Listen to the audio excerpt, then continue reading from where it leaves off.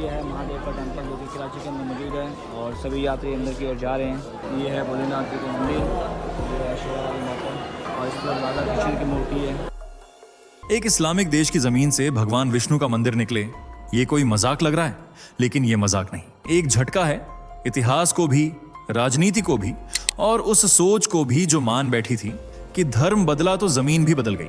आपने बहुत कहानियां सुनी होंगी, लेकिन ये कहानी दबी हुई नहीं है बल्कि दबाई गई थी। अब वो बाहर आ चुकी है और इसकी पहली झलक ही इतनी जबरदस्त है कि अगर आप इसे मिस करते हैं तो सच मानिए आप आने वाले कल की सबसे जरूरी ऐतिहासिक खोज से कट जाएंगे। आप ये सोचकर आए थे कि अरे मंदिर ही तो है, लेकिन मैं आपको दिखाने वाला हूं कि ये सिर्फ मंदिर नहीं, ये एक जियोपॉलिटिकल टकराव, एक सभ्यता की वापसी और एक झूठे नैरेटिव का अंत है। तो अब जो दिखेगा वो सिर्फ विजुअल्स नहीं होंगे, वो आपके विश्वास को चौंकाएगा, आपके सवालों को झकझोरेगा और आपके अंदर वो क्यूरियोसिटी पैदा करेगा जो वीडियो खत्म होने के बाद भी शांत नहीं होगी। रुकिए, क्योंकि आगे जो सामने आने वाला है वो सिर्फ इतिहास नहीं, वो आग है।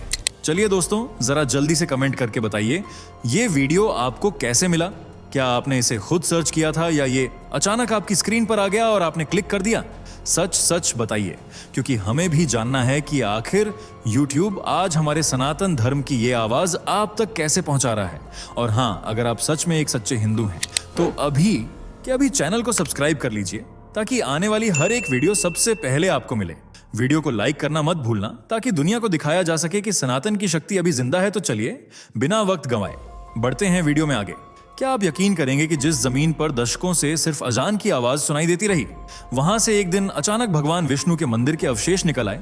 जिस मुल्क ने अपनी पहचान धर्म के नाम पर बनाई, उसी मुल्क की मिट्टी ने आज सनातन का ऐसा सबूत उगला है जिसने पूरी दुनिया को चौंका दिया है। खुदाई हुई, मिट्टी हटी और जो सामने आया वो सिर्फ पत्थरों का ढेर नहीं था, वो इतिहास का जिंदा प्रमाण था। वो उस परंपरा की निशानी थी जिसे मिटाने की कोशिशें सालों से होती आई हैं। पर कहते हैं ना, सत्य चाहे जितना भी दबा दो वो फिर भी सिर उठाता है। ये कहानी है पाकिस्तान की, और वो भी खैबर पख्तूनख्वा की धरती की, जहां इटली और पाकिस्तान की संयुक्त खुदाई में निकला है एक 1200 साल पुराना विष्णु मंदिर। जी हां, आपने सही सुना, भगवान विष्णु का प्राचीन मंदिर, वो भी पाकिस्तान में। अब सवाल ये है, क्या ये इतिहास की महज एक इत्तेफाक है या फिर ये उस अनकहे सच की वापसी है जिसे कभी जोर जबरदस्ती से दफन कर दिया गया था? आज हम आपको ले चलेंगे उस कहानी के हर मोड़ पर, जहां सनातन को मिटाने की कोशिशें हुई, लेकिन हर बार वो किसी न किसी रूप में लौटता रहा। क्योंकि धर्म अगर आत्मा है तो इतिहास उसका शरीर, और आत्मा को न जलाया जा सकता है न मिटाया। तैयार हो जाइए, आज का ये सफर सिर्फ एक खोज की कहानी नहीं है, ये उस जड़ों की पुकार है जो सीमाओं से परे है, और उस पहचान की गूंज है जिसे कोई भी साजिश मिटा नहीं सकी। शुरुआत यहीं से करते हैं, उस मुल्क से जो एक समय मंदिरों की धरती हुआ करता था और आज सनातन के नाम से भी हिचकता है। क्या आप जानते हैं कि पाकिस्तान, जो आज खुद को इस्लामिक राष्ट्र कहता है, कभी मंदिरों की धरती हुआ करता था? बंटवारे के समय जब भारत को चीरकर पाकिस्तान बनाया गया, तब उस जमीन पर कुल 428 हिंदू मंदिर थे।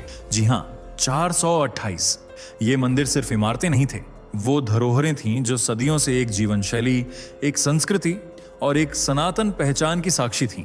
लेकिन जैसे जैसे पाकिस्तान ने इस्लामी पहचान को गहराई से अपनाया, वैसे वैसे वहां की जमीन से एक एक करके ये मंदिर गायब होते चले गए। कुछ को तो रातों रात तोड़ा गया, कुछ को मस्जिदों में बदल दिया गया, और कई मंदिर आज दुकानों, मदरसों, रेस्टोरेंट्स और सरकारी दफ्तरों में तब्दील हो चुके हैं। आज की तारीख में पूरे पाकिस्तान में सिर्फ 22 मंदिर बचे हैं, उनमें से भी आधे जर्जर हालत में हैं, खंडहर बन चुके हैं। सोचिए, जहां एक समय आरती की घंटियां गूंजती थीं, वहां आज दीवारों पर ताले लटके हैं। जहां दीप जलते थे वहां अब अंधेरा है। सिंध में 11 मंदिर, पंजाब में 4, खैबर पख्तूनख्वा में 4 और बलूचिस्तान में सिर्फ 3 मंदिर रह गए हैं। और ये जो बचे हैं वो भी जैसे सांसों की अंतिम डोर पकड़कर खड़े हैं। ये सिर्फ मंदिरों की संख्या की कहानी नहीं है, ये उस मानसिकता की कहानी है जो विविधता से डरती है, जो मिटा देना चाहती है हर उस चीज को जो उसे आईने की तरह उसका इतिहास दिखा दे। और इतिहास वो चुप नहीं रहता। हर टूटी हुई मूर्ति, हर जले हुए ग्रंथ और हर उजड़ा मंदिर एक सवाल पूछता है, क्या मिटा देना ही समाधान है या पहचान से भागने का एक असफल प्रयास? इस दौर में जब पाकिस्तान आर्थिक तंगी, बेरोजगारी और वैश्विक अलगाव से जूझ रहा है, तब ये मंदिर, ये खंडहर गवाही देते हैं कि जब जड़ों को काटा जाता है तो पेड़ सिर्फ सूखता ही नहीं, गिर भी जाता है। सोचिए, अगर ये 400 से ज्यादा मंदिर आज भी होते तो क्या पाकिस्तान की आत्मा कुछ और नहीं होती? ये खंडहर, ये खामोश दीवारें आज फिर बोल पड़ी हैं एक और मंदिर की खोज के साथ। लेकिन ये सिर्फ शुरुआत है। अब जिक्र होगा उस खोज का जिसने पाकिस्तान को हिला दिया और पूरी दुनिया को सनातन की अमरता का सबूत दे दिया। जब किसी मुल्क की मिट्टी से एक ऐसा सच निकलता है जिसे वो सालों से छिपाना चाहता था, तो वो सिर्फ एक खोज नहीं होती, वो इतिहास का पुनर्जन्म होता है। ऐसा ही हुआ है पाकिस्तान के खैबर पख्तूनख्वा में, जहां की स्वात घाटी अब सिर्फ अपने बर्फीले नजारों के लिए नहीं, बल्कि एक चौंकाने वाली खोज के लिए पूरी दुनिया की सुर्खियों में है। यहाँ एक इंटरनेशनल आर्कियोलॉजिकल प्रोजेक्ट, जिसे खैबर पाथ प्रोजेक्ट कहा गया, चलाया जा रहा था। इस प्रोजेक्ट में पाकिस्तान और इटली के पुरातत्व विभागों ने मिलकर खुदाई शुरू की थी। किसी को अंदाजा नहीं था कि वो जमीन, जो अब इस्लामिक पहचान की प्रतीक मानी जाती है, उसकी तहों में सनातन धर्म का अमिट निशान दबा बैठा है। और जैसे ही खुदाई गहराई तक पहुंची, वहां से जो अवशेष निकले उन्होंने सबको सन्न कर दिया। 1200 साल पुराना भगवान विष्णु का मंदिर, इस मंदिर के स्तंभ, चबूतरे, मूर्ति कला के टुकड़े और खासतौर पर जिन चिन्हों की पुष्टि खुद विशेषज्ञों ने की, वे सब इस बात का प्रमाण हैं कि ये मंदिर हिंदू शाही वंश के काल का है, यानी 9वीं शताब्दी के आसपास। ये वही युग था जब सनातन धर्म का प्रभाव काबुल घाटी, गांधार और उत्तरी पश्चिमी भारत के बड़े हिस्सों में फैला हुआ था। उसी कालखंड में यह विष्णु मंदिर स्वात घाटी में निर्मित किया गया था, शायद एक तीर्थ स्थल के रूप में या फिर किसी बड़े राजा की आस्था का केंद्र। इटली के पुरातत्वविदों ने खुलकर कहा कि यह खोज गांधार सभ्यता की परिधि के बाहर एक विशुद्ध हिंदू स्थापत्य की मिसाल है। उन्होंने इसे एक अद्वितीय, अप्रत्याशित और सांस्कृतिक रूप से समृद्ध खोज बताया। अब जरा सोचिए, एक ऐसा देश जो दशकों से अपने धार्मिक अल्पसंख्यकों को मिटाने में लगा रहा, वही देश आज दुनिया को अपने भूगर्भ से वो इतिहास दिखा रहा है जिसे उसने कभी स्वीकार ही नहीं किया। और शायद यही इस खोज की सबसे बड़ी विडंबना है। जिस सत्य को दबाने की साजिशें होती रहीं, वही सत्य आज विश्वसनीय अंतरराष्ट्रीय प्रयासों से दुनिया के सामने आ खड़ा हुआ है। इटली, एक कैथोलिक राष्ट्र, आज पाकिस्तान की धरती से सनातन के प्रमाण निकाल रहा है। क्या इससे बड़ी कोई ऐतिहासिक और सांस्कृतिक पुष्टि हो सकती है? ये सिर्फ एक मंदिर नहीं है, ये उस पहचान की गूंज है जिसे मिटाने की कोशिशें तो हुई, पर मिटा कोई नहीं सका। लेकिन अब सवाल ये है, ये गूंज सिर्फ पुरातात्विक खोज तक सीमित रहेगी या इसे समझा जाएगा एक सांस्कृतिक चेतावनी के रूप में? चलिए अब बात करते हैं उन चिन्हों की जो मंदिर से आगे की कहानी कहते हैं। सनातन के चिन्ह जो सिर्फ ईंट पत्थर नहीं बल्कि आत्मा की पुकार है। ये जो खुदाई से निकले अवशेष हैं, वो सिर्फ पत्थर के टुकड़े नहीं हैं। ये हर ईंट, हर मूर्ति शिल्प, हर टूटा हुआ स्तंभ एक संदेश दे रहा है।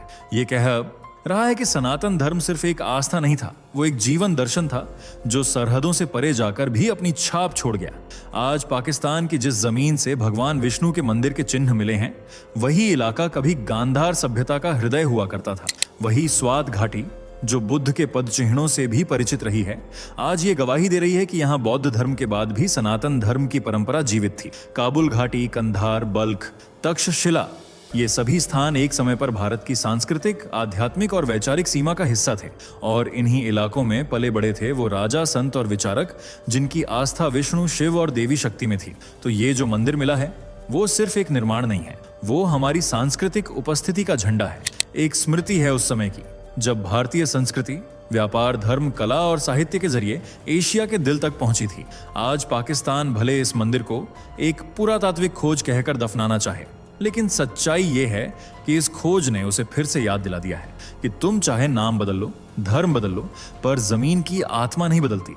इस मंदिर में कोई घंटी नहीं है, कोई दीप नहीं जला, फिर भी वो बोल रहा है और कह रहा है, मैं हूं, मैंने इस धरती पर जीवन देखा है और मैं फिर लौटूंगा। क्योंकि सनातन मिटता नहीं, वो रुकता है, थमता है, पर हर बार किसी न किसी रूप में लौटता है। अब सवाल ये है, क्या पाकिस्तान इस लौटती हुई पहचान को स्वीकार करेगा या फिर वही करेगा जो अब तक करता आया है? आगे जानेंगे। अब जब ये विष्णु मंदिर की खोज पाकिस्तान की मिट्टी से निकलकर दुनिया के सामने आ चुकी है, तो सवाल उठता है कि क्या पाकिस्तान इसे संभाल पाएगा या फिर ये भी उसी किस्मत का शिकार होगा जैसी सैकड़ों मंदिरों को इस मुल्क में झेलनी पड़ी। इतिहास गवाह है, मंदिरों को तोड़ा गया, उनकी मूर्तियों को खंडित किया गया, कुछ को मस्जिद में बदला गया, कुछ को होटल, दुकान, मदरसों और गैरकानूनी कब्जों में तब्दील कर दिया गया। कराची से लाहौर तक पुरानी दीवारें आज भी फुसफुसा रही हैं कि एक समय यहाँ आरती होती थी और अब वहाँ चाय बिकती है। अब जब इटली ने खुदाई करके ये सबूत दुनिया को थमा दिया है, तो सवाल है, क्या पाकिस्तान में वो इच्छा शक्ति है जो इस विरासत को सहेज सके? क्या वहां की सरकार, जो अब तक अपने ही इतिहास से मुंह फेरती आई है, अब इस खोज को पहचान देगी? और एक तंज भरा सवाल, क्या जिन्ना का पाकिस्तान अब भगवान विष्णु की पूजा स्वीकार करेगा?